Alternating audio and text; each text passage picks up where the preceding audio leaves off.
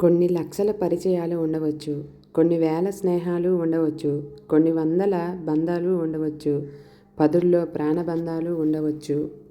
ఒకరు మాత్రమే ఉంటారు. ఆ ఒక్కరు నీ హృదయంలో కొలువై ఉంటారు. ఆ హృదయంలో ఉన్నవారు నీ జీవితంలో నీ పక్కన లేకపోతే మిగతాదంతా శూన్యమే. ఎన్ని ఉన్నా, ఎంత ఆస్తి ఉన్నా నీ మనసంతా నిరాశే తప్ప ఆనందం అనేదే నీ జీవితం అంచుల్లో కూడా కనబడదు. అదే ప్రేమకున్న విలువ. ప్రతి బంధంలో ప్రేమ ఉంటుంది. మీ హృదయంలో దాచుకున్న ప్రేమకు మాత్రమే అంత విలువ ఉంటుంది మిత్రమా. పుట్టుక మాత్రమే తెలిసిన ప్రేమకు చావు తెలియదు కాదంటారా? ఒక్క విషయాన్ని గుర్తుంచుకో మిత్రమా. ఒంటరితనం బంధాలను కోరుకుంటుంది. ఎంత భారమైనా సరే భరిస్తాను అంది బంధాలన్నింటినీ కలుపుకుంటుంది. బాధ్యతలన్నీ ఒక్కసారిగా మీద పడ్డాయి. కొన్ని రోజులు ఇష్టంగా భరించింది. కష్టాలు మొదలయ్యాయి. బతుకు భారం అయింది. చేయందించే తోడు ఒకటి లేదు. ఏమైనా అంటే కావాలనుకున్నావుగా భరించు అని వెక్కిరిస్తున్నాయి ఆ బంధాలు. ఒక్కొక్కటిగా భారాలు దించుకోవడం మొదలుపెట్టింది. అలా మొత్తం భారాన్ని దించేసుకుంది. ఆ మనసుకి అప్పటికే అర్థమైంది. మనం కావాలని వెళ్ళకూడదు. మనం కావాలని వచ్చిన వాళ్ళని వదలకూడదు. మనం అనుకుంటే సరిపోదు. వాళ్ళు కూడా మనవాళ్ళు అని అనుకుంటేనే ఆ బంధం బలపడుతుంది. అందరూ నావాలే అనుకోవడం మూర్ఖత్వం. ఎందుకంటే నీ ముందు మాట్లాడే మాటలు చూడకు. నీ వెనుక మాట్లాడే మాటలు విను. నీ అంచనా నీ ఊహకే అందనంతగా ఉంటుంది. మన బలహీనతలు వల్ల బలంగా మార్చుకొని ఉన్న క్యారెక్టర్ని చంపి లేని క్యారెక్టర్ని సృష్టిస్తుంది. చెప్పేది వాళ్ళది తప్పు కాదు. వాళ్ళ నైజం అది. నమ్ముతారు కదా. వాళ్ళ మూర్ఖత్వం మనం క్షమించేస్తాం కదా. అదే మన అమాయకత్వం. ఆత్మీయులు అనుకున్నవారే నమ్మక ద్రోహులు అయితే పిరికివాడు కృంగిపోతాడు. అదే ధైర్యవంతుడు వాళ్ళ ముసుగులు తొలగిపోయినందుకు ఆనందపడతాడు. గెలిచేందుకు మరింత పోరాడతాడు. మనం ఎవరికీ కనిపించకుండా దాక్కోవలసిందే. మనం కన్నీటిని అందరికీ కనిపించేలా ఉంచాల్సిందే. మన చిరునవ్వుని మన నవ్వుని చూసి ఇష్టపడే వాళ్ళకంటే అసూయపడే వాళ్ళే ఎక్కువ. మన కన్నీళ్లను పోగొట్టే వాళ్ళకంటే వాటితో దాహం తీర్చుకునే వాళ్ళే ఎక్కువ. ఆ అవకాశం వాళ్ళకి అస్సలు ఇవ్వకండి మిత్రమా. కురిసిన వానకి స్వార్థం లేదు. పండే పంటలకి స్వార్థం లేదు. ఇంగికి నేలకి లేని స్వార్థం మధ్య మనకి మనిషికి ఎందుకు? పుట్టినప్పుడు పుట్టుక ఏమీ రాదు. పోయేటప్పుడు ఏమీ పట్టుకుపోడు. ఈ మూన్నాళ్ళ ముచ్చట కోసం మోసాలు ఎందుకు? ఈ ద్వేషం కూడా ఎందుకు? ఒక్కసారి అర్థం చేసుకో. నమ్మినోణ్ణి కొట్టడానికి ఆయుధం అవసరం లేదు. నమ్మకం మీద కొడితే చాలు కదా.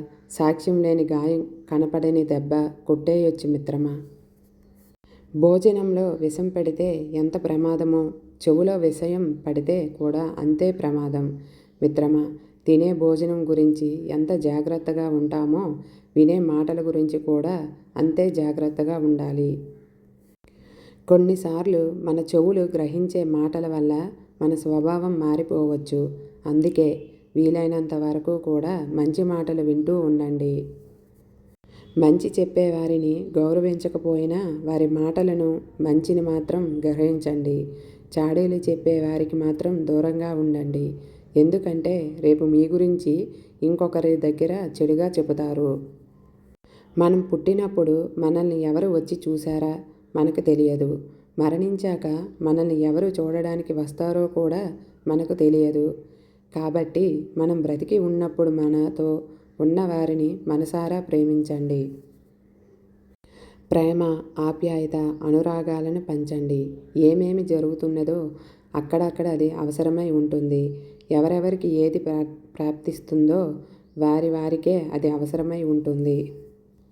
కాబట్టి ప్రతి చోట ప్రతి వారికి ఏదేది జరగాలో ఏదేది ఇవ్వబడాలో అది జరుగుతూనే ఉంది నేస్తమా. అది ఇవ్వబడుతూనే ఉంది. దేని గురించి ఎవరి గురించి దేనికి ఎవరికి అవసరం లేదు. ఒక ఇంట్లో కుటుంబ సభ్యులు పరస్పర ప్రేమ కలిగి ఉండకపోతే ఎన్ని విద్యుత్ దీపాలు ఉన్నా వెలుతురు లేనట్టే. ఈ భావం ప్రపంచమంతా విస్తరించాలని దేశ దేశాల మధ్య అంతరాలు తొలగి ఐక్యమత్యం ఏర్పడాలని ఆ భగవంతుణ్ణి ప్రార్థిద్దాం. బంధం అనేది మనసులోకి ఒకసారి వస్తే మనసు నుంచి వెళ్ళాలనే ఆలోచన రాదు. కానీ వెళ్ళాలనే ఆలోచన వస్తే బంధంగా రాలేదు. కాలయాపన కోసం మాత్రమే మనసుకు బంధం ప్రాణంతో సమానం. మనిషి గొప్ప స్థానం తల్లి గర్భంలో ఉన్న 10 నెలలు. ఎందుకంటే అక్కడ ఏ మనిషి తప్పు చేయడు. ఎంత చీకటి ఉన్నా భయం వేయదు. దేని మీద ఆశ ఉండదు. నాది అనే స్వార్థం ఉండదు. ఎప్పుడూ ప్రశాంతంగా ఉండేది కూడా తల్లి గర్భంలో మాత్రమే. అందుకే మనిషి చూసిన గుడి తల్లి గర్భం. మనిషి చూసిన దైవం తల్లి ప్రేమ మాత్రమే. అందంగా లేదని భార్యని, అర్థం చేసుకోవడం లేదని భర్తని, నీకు అండగా ఉండడం లేదని తమ్ముణ్ణి, అహంకారం చూపిస్తున్నాడని అన్నని, ఆస్తి పంచడం లేదని అమ్మా నాన్నల్ని, అవసరానికి ఉపయోగపడలేదని అక్కా చెల్లెలని, అవసరానికి వాడుకున్నాడని స్నేహితులని, అలా ఎలా అందరినీ వదులుకుంటూ వెళుతుంటే చివరికి ఏదో ఒకరోజు మనం ఈ ప్రపంచాన్ని వదలవలసి వస్తుందేమో ఒక్కసారి ఆలోచించు మిత్రమా. ప్రేమించిన వారికి బహుమతులకు బదులు కొంత సమయాన్ని ఇవ్వండి. మీ జీవిత భాగస్వామిని సంతోషంగా ఉంచండి. బహుమతులు కాదు మిత్రమా, శాశ్వతం జ్ఞాపకాలు కదా. అర్థం చేసుకోండి. మిమ్మల్ని చులకనగా చూసేవారి నుంచి, పరిష్కారం లేని గొడవల నుంచి, మీ విలువ తెలియని వారి నుండి, మీ మనసును కష్టపెట్టే విషయాలకు ఎంత దూరంగా ఉండగలిగితే అంత ఆరోగ్యంగా ఉంటారు. రక్త సంబంధమైన ఇంట్లో వారి గురించి బాధపడుతున్నామంటే ఒక అర్థం ఉంది. ఏ సంబంధం లేని మన జీవితంలోకి మధ్యలో వచ్చిన వారి గురించి ఆలోచిస్తున్నాము అంటే వారిపై దాచుకోలేనంత ప్రేమైనా ఉండాలి, లేదా వాళ్ళు ఎక్కడ దూరమైపోతారన్న బాధ అయినా ఉండాలి. మనల్ని అర్థం చేసుకోలేని వారు 1000 మంది మన పక్కన ఉండడం కంటే మనల్ని అర్థం చేసుకున్న వారు మనకి దూరంగా ఉన్నా చాలు. సంతోషమే కదా మిత్రమా. ఎదుటి వ్యక్తికి మీపై తన అభిప్రాయాలు చెప్తే వింటేనే కదా తెలుస్తుంది. తెలియక తొందరపడడం కంటే తెలిసి జాగ్రత్త పడడం చాలా మంచిది. నువ్వు వినకపోయినా వాళ్ళు నీ మీద పడే అదే అభిప్రాయంతో ఉంటారు. ఎప్పటికీ కూడా ఎవరి దగ్గర ఏమీ ఆశించవద్దు అని అనుకుంటూ ఉంటాము. కానీ మనం ఎక్కువగా ఇష్టపడిన వాళ్ళ దగ్గర నుంచి మనకు తెలియకుండానే ఎంతో కొంత ఆశిస్తూ ఉంటాం. ఇది నిజమే కదా నేస్తమా. మిమ్మల్ని కోరుకునే స్త్రీ తెలిపే 6 ముఖ్యమైన సంకేతాల గురించి తెలుసుకుందాం. 1. మీతో అవసరం లేకపోయినా మాట కలపడానికి ప్రయత్నిస్తుంది. మీరంటే ఆమెకి ఎంత ఇష్టమో తెలియజేయడానికి స్నేహితుల ద్వారా సందేశాలను పంపిస్తూ ఉంటుంది. 2. మిమ్మల్ని కోరుకునే స్త్రీ తన తల్లిదండ్రులకు మరియు తోడబుట్టిన వారికి చెప్పుకోలేని పర్సనల్ విషయాలు కూడా మీతో పంచుకుంటూ ఉంటుంది. 3. మీతో మాట్లాడుతున్నప్పుడు ఆమెలో ఏదో తెలియని ఆనందం కలుగుతుంది. ఏదో సాధించిన ఫీలింగ్ ఆమెలో కనబడుతూ ఉంది. 4. మిమ్మల్ని కోరుకున్న స్త్రీ ఒంటరిగా మీతో ఎక్కడికైనా రావడానికి సిద్ధపడుతుంది. ఇతరులని అస్సలు పట్టించుకోదు. 5. మీరు కష్టాల్లో ఉన్నప్పుడు ఆర్థిక సహాయం చేస్తూ ఉంటుంది. ఇచ్చిన డబ్బును తిరిగి ఎప్పుడూ కూడా అడగదు.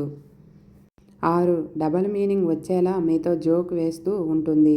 మీతో నవ్వుతూ పదే పదే ఆ మాటలను రిపీట్ చేస్తూ ఉంటుంది. అర్థమైందనుకుంటా మిత్రమా.